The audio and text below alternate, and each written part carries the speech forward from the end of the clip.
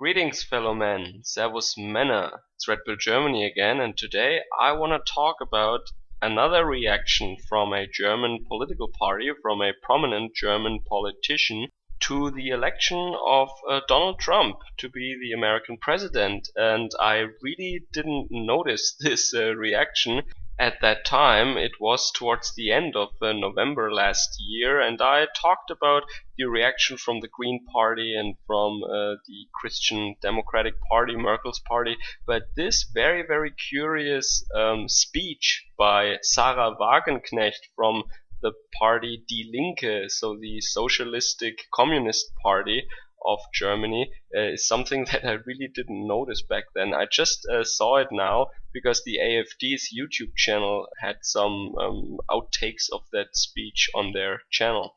Now, it struck me as really interesting because Sahra Wagenknecht is a very educated, smart woman, I would say, and she is, as I said, from the Communist Party, and in that speech she talked a lot of truth. So this is a surprising thing. Many of the statements that she made, I think all of them, I think that in almost this entire speech I could just basically agree with what she said. So this is remarkable, actually. When do I ever agree with a communist?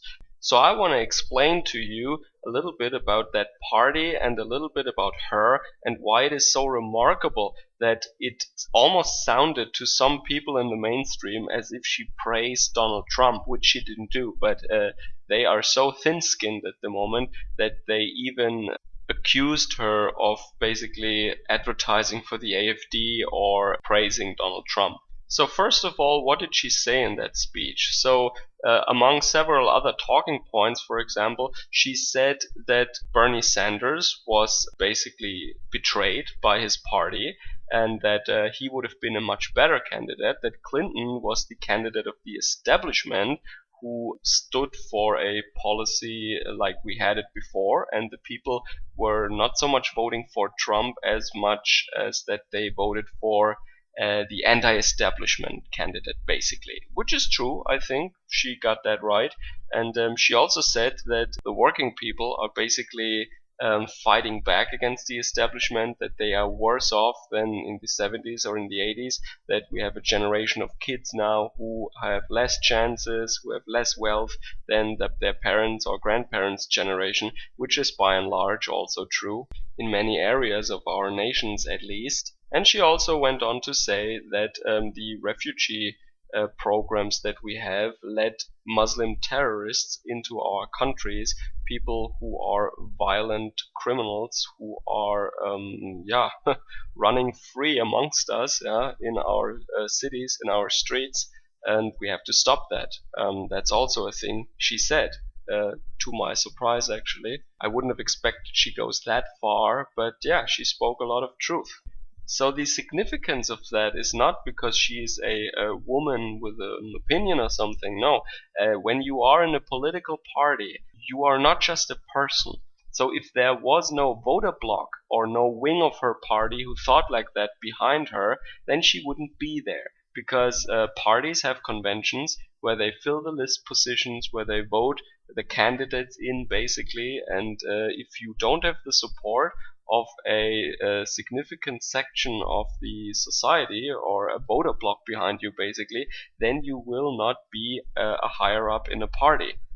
You are basically representing a certain part of the electorate. If you don't have this crowd behind you, you can be as smart and as charming and as productive or as you want, you will not be in any party, you will not be on any voting list, you will not be a candidate. So the importance is that she is a pretty prominent figure in the Communist Party, and she talks like that. So that means that they must think, or they know, that there is a certain proportion of people in Germany who will be affected by this, and they are trying to win over these votes. So these are people who could as well vote for the AfD, but they kind of mix these sound pro-working man nationalist themes into their communistic policies to make themselves look more electable basically for the working man,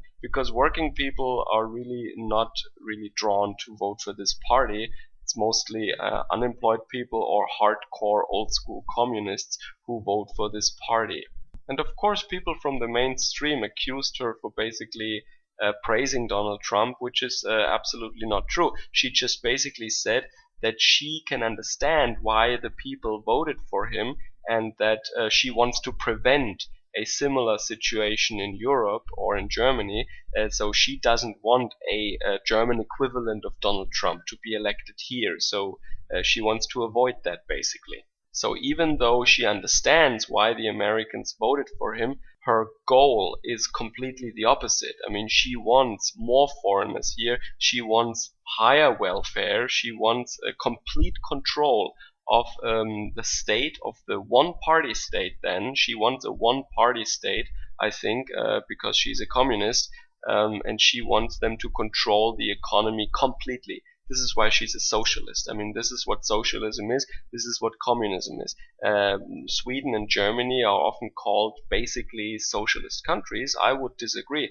I would say we have a welfare system. The US has a welfare system too. We have socialist elements, but there are privately owned businesses here. There are corporations here. If you want to, you can open your own business. You can become an entrepreneur. These options, these things didn't exist in the Soviet Union. In communism, under socialism, you don't have the liberty to start your own business. So that means we are not a socialist or communist country. Socialism and communism, basically one and the same thing. Just some people who want to appear super smart always say, oh, there is a huge difference. No, there is no difference. There is no difference at all. And another thing is also that Sahra Wagenknecht, for example, is criticized in her own party, in the Communist Party, for actually being too sympathetic of Stalinism. Yes, Stalinism. So this is the funny thing, you know, when you have communism and you actually put communist ideas, socialist ideas into action, you try to implement these theories, yeah, then it fails and they just call it Stalinism, and they package it Stalinism, and they say, oh, this wasn't communism that failed back then, it was Stalinism that was so horrible, right? Which is bullshit. This is just a theory put into practice. You actually take it seriously and you try to implement it. And if you are living in a more or less free society with a free market that produces a lot of wealth that you can enjoy by redistribution of income through the welfare state, and then you talk about communism all day, that is actually bullshit. You have to actually practice it in order to see what it does. And then it will always fail. So communism is communism. And there is no Stalinism.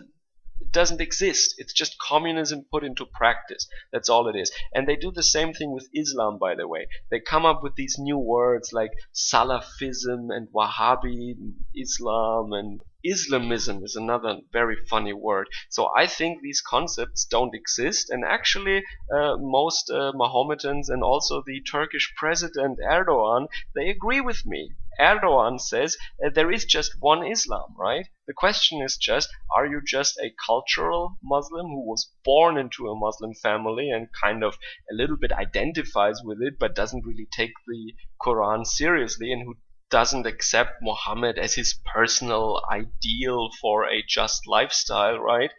Then you're just a cultural Muslim, or you're born into a Muslim family, but you're not actually a Muslim because you're not actually doing what Islam requires. And once you put it into practice, that's when you have the Islamic State, for example. That's when you have beheadings. This is when you have slavery and war and all that horrible stuff. And that is just normal Islam put into practice, you know? Not living in a Western country under the protection of a Judeo-Christian liberal system, you know, where you have police and courts and democracy, division of powers, all these nice things, a Western welfare state, nice things, right? But you talk all the time about Islam and how great Islam is. The same as the communists who are in Western Europe or in Canada or the US and talk about glorious communism all day long while they don't have to live under a communist system. And then when you have people who actually live in a communistic system, oh, then it's Stalinism. This is not real communism. This is Stalinism. And this is the same what Sahra Wagenknecht does and others do. I think there is just one communism and it's a horrible idea and it will fail. And what we have here is not really communism. It is basically, if you look at our laws, our constitution, the way the business is working, the economy is working here, you will see it is basically a liberal, free, democratic system. It's a market economy, but with a strong state, with a strong welfare state, with a lot of socialist elements, basically. So I think she's just fishing for protest votes here. She knows that the people are unsatisfied with our current mainstream system, and she's also not fond of the mainstream media, of course. So a lot of the stuff that she says are actually very similar to the AfD. So you could call it national socialism when she says it, because she is actually a socialist. The AfD is not socialistic. The AfD does not want to make businesses illegal or private ownership of the means of production, make that illegal. The AfD is the party of liberty, of freedom, basically. But she wants the state, the party, to own the means of production, and she talks about nationalism. So technically it is national socialism what she promotes. And when she talks about these non-economic topics, these cultural topics, or about security or migration or all these things, and then she sounds like the AfD. But I think she's just really fishing for votes and tries to sucker in people who want a welfare state and who want to be taken care of, basically.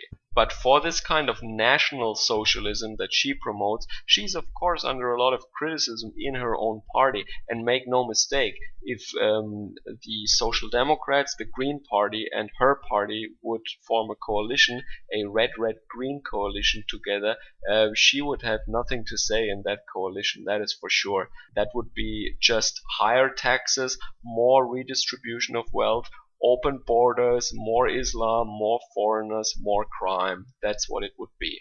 And she talks about industry politics, like what Donald Trump is trying to do. He's trying to get jobs into the country and strengthen the manufacturing sector.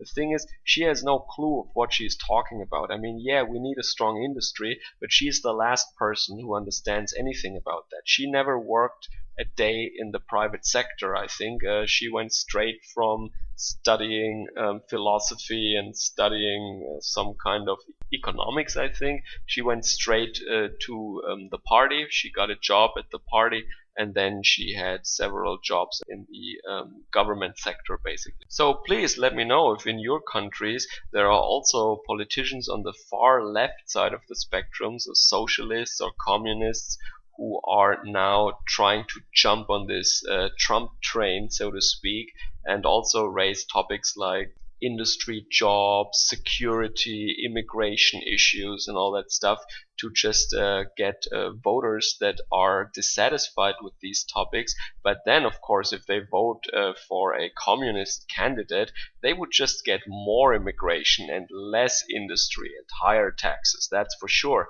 But they try to appear as if they understand the worries of the people, when in fact they are just like Bernie Sanders with a little bit less social justice warrior and a little bit of more nationalistic rhetoric.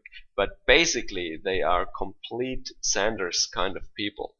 They just want to promise people free stuff. And this is exactly what Trump didn't do. Trump said he wants to bring jobs. He didn't say he will amp up people's welfare. He said he wants to put America to work again. And this is the last thing that these communists want. They want a certain minority of people to work so that they can redistribute everything for the masses. And with their politics, the industry in our countries would actually decay because of their high taxes and their oppressive socialistic policies, they will force the industry out of the country. They will basically kill off all innovation and all business activity in the country, as we have seen in basically all socialistic communistic countries so far. So again, I would be really interested in knowing if there is some phenomenon like that in your countries, that lefties become a little bit more Trumpish in what they say, so that they sound actually like Donald Trump, when in fact they're just hardcore communists. Enjoy the rest of your weekend. As always, Servus, Kameraden.